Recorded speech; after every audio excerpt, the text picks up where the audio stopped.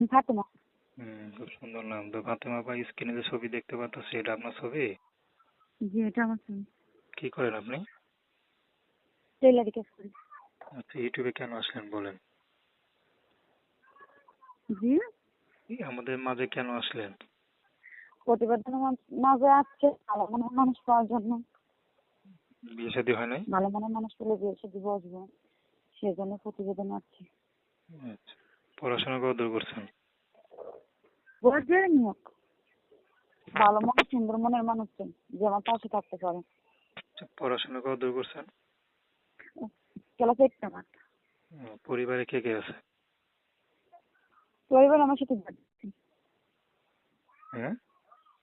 দাদি আছে, দাদির কাছে থাকি। উম, তো দাদি কি আপনার গার্ডিয়ান নাকি? হ্যাঁ।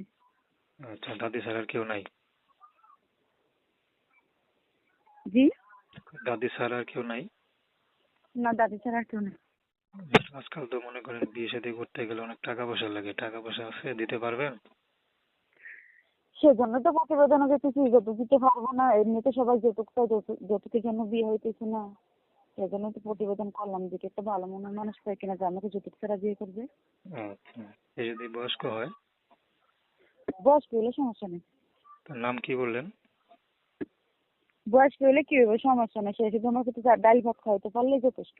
আচ্ছা, তার নাম কি বললেন? থাকে না। দর্শক